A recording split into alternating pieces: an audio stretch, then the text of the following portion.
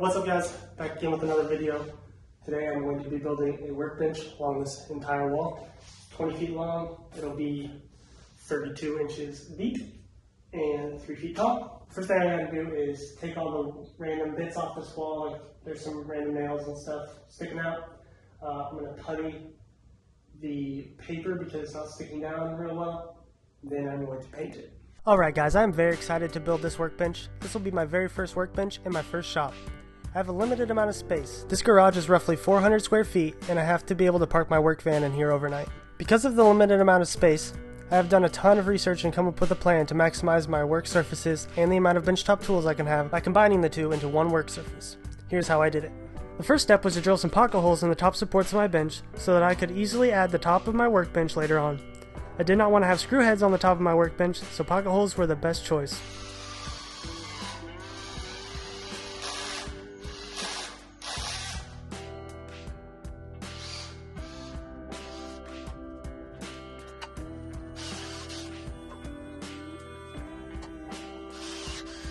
Next, I worked on attaching my supports to the wall. I wanted my workbench tied into the wall to make it as rigid as possible.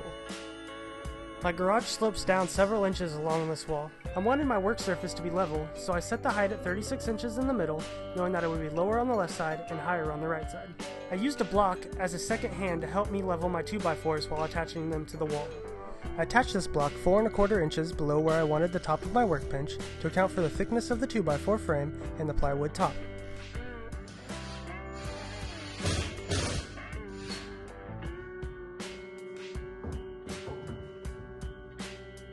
After I got both blocks in place, I placed my 2x4 on top and screwed in the left side.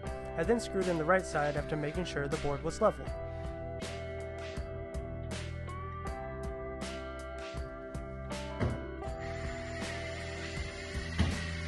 I then went back and put 2 4-inch screws into each stud.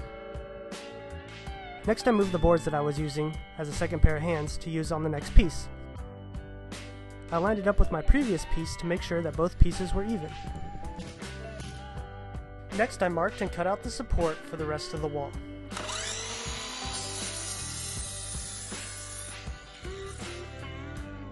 I repeated the steps of drilling the pocket holes and attaching the other side to the wall.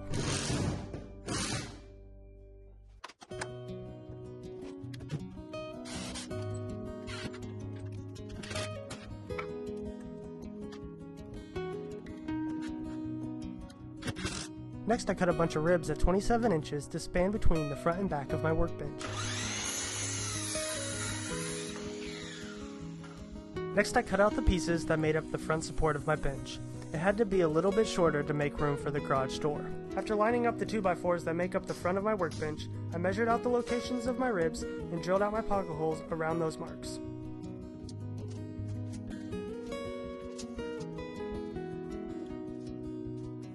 I used a small piece of plywood to attach the front 2x4s together.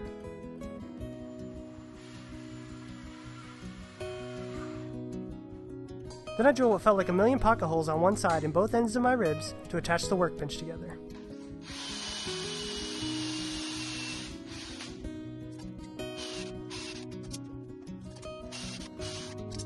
And finally, the last hole.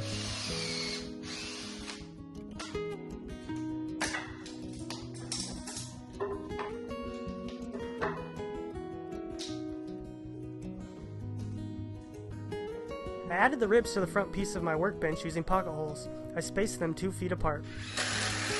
And then I added a second support to join the front 2 2x4s. Next, I clamped some temporary legs to the workbench so that I could rest the frame on them while I attached the 2x4s to the wall. After stuffing a bunch of screws into my shirt pocket, it was time to lift the frame into place.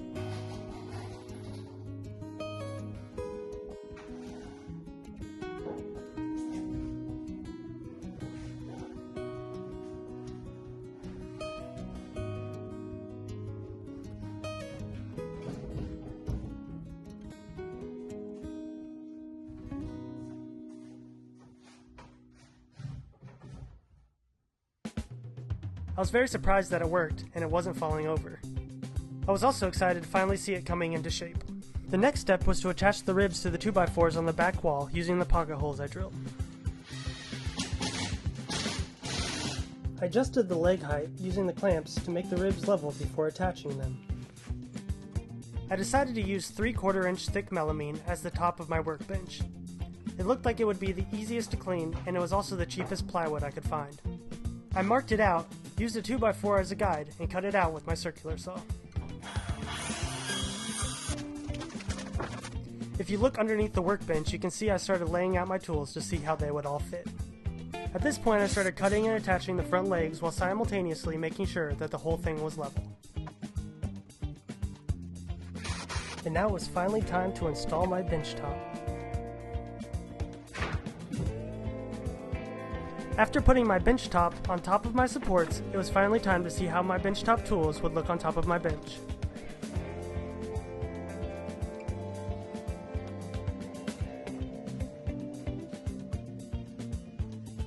And here's the flip top in action.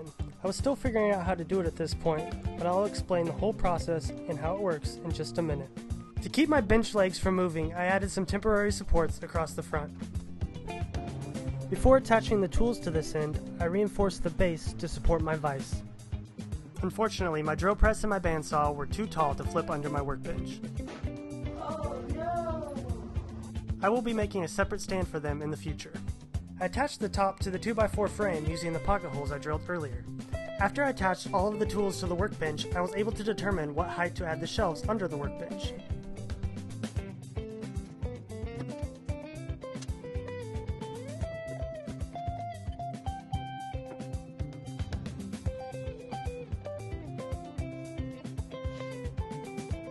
I then attached some catches to the lower shelves to keep the tools from flipping up on their own.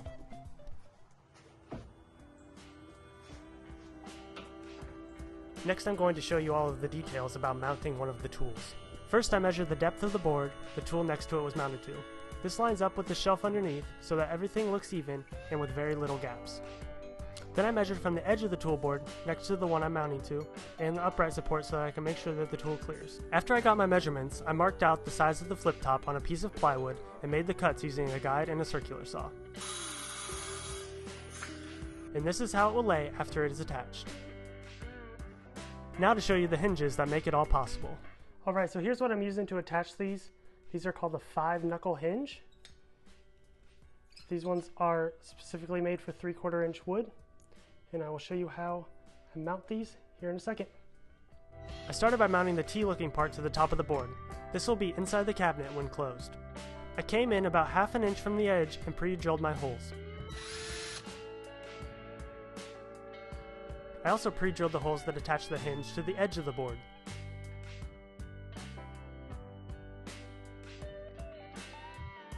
I used 3/4 inch long screws to attach the hinges to the plywood. I like to get all of the screws started and then drive in the ones on the end all the way to get the hinge flush with the edge of the board before driving in the rest of the screws the whole way.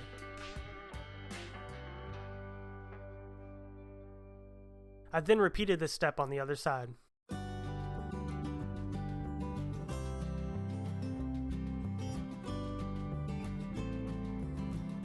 Next, I attached the hinges to the underside of my workbench top. It's important to leave a little overhang on your workbench for the hinges to attach to. I did the same process of pre-drilling and attaching with 3/4 inch screws. Time for the first test. And it works! Now it's time to line up the tool.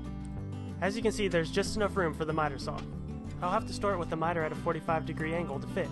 I just eyeballed it to make sure it was centered on the board and used a square to make sure it was straight. I set it pretty far back because I didn't want the front to catch on the 2x4 support under my bench.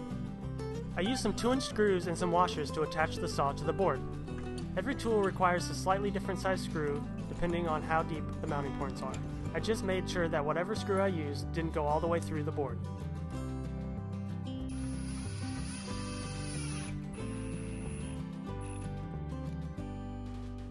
Alright, it's time for the first test.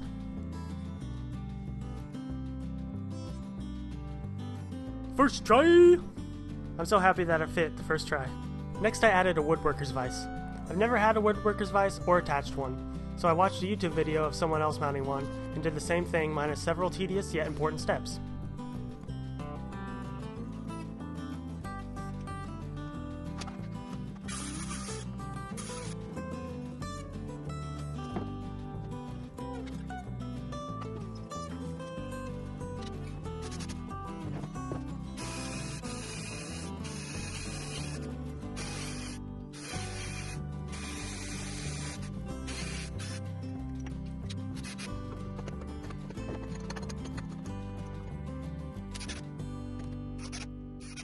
The last tool I added to my bench was my bench vise. I drilled into the 2x4 supports underneath and used lag screws to attach it. If I need to, I can open the garage door and use my vise on very large items. Next, I did my cable management. I used nail-on cable clips to keep my cord secure and out of the way. My main goal was to allow all of my tools to be ready to go at all times. This meant making sure that they were all plugged in. I had to run a few extension cords, but I got everything plugged in to a single power strip.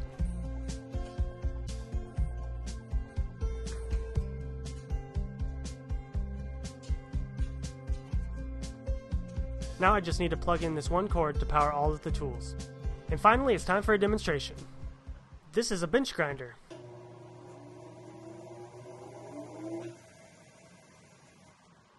This is a 1x30-inch belt sander. This is a scroll saw.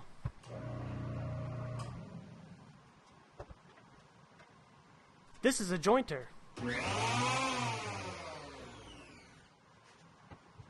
This is a miter saw.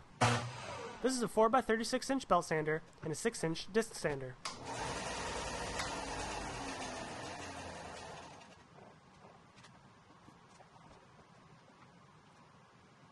And lastly, this is an oscillating spindle sander.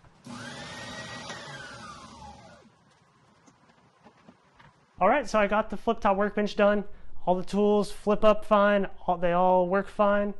I did have to notch out a little area over here for the scroll saw, but that's totally cool. I'm happy this all worked out. I'm excited to get to use these tools now. In next week's video, I will show you how I built this fridge cleat wall. If it's already been a week since the flip top video came out, then this video will already be out and it'll be linked at the end of the video. So thanks for watching, guys. Please subscribe, please like the video, please leave me a comment. Tell me what you think about the flip top. Let me know if you're going to do it yourself. Let me know if it helped you. That's it. Thanks for watching. Bye.